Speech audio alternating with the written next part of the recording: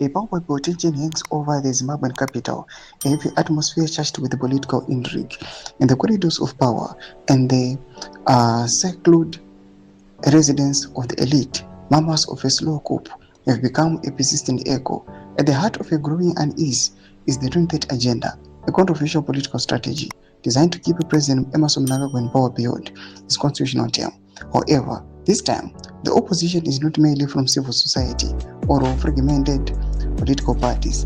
It emanates from within the very core of the ruling establishment, the military, led by Vice President Kusano Chwenga. Sarabina Mashuko would have also picked attention in the ruling party in Ruba subscribe or like on the bell icon.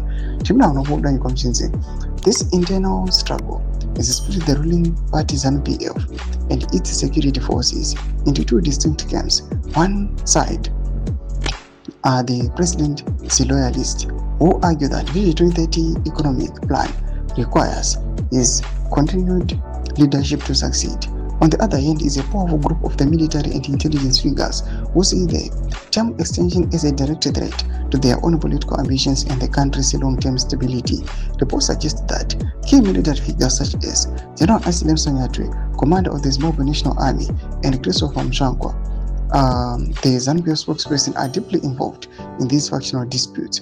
The resistance to the 23rd Agenda is also gaining traction among war veterans, a group of traditionally loyal to ZANU-PF. Richard Gesa, a war veteran known as Comrade Bombshell, recently died in exile in South Africa, but before his sudden death, Gesa had launched a strong verbal attack against the president. Gesa and other veterans argued that pushing for the 23rd Agenda goes against the principles of the liberation struggle. Their dissent is a significant blow to Mnangagwa, indicating a loss of control over the party's core ideology.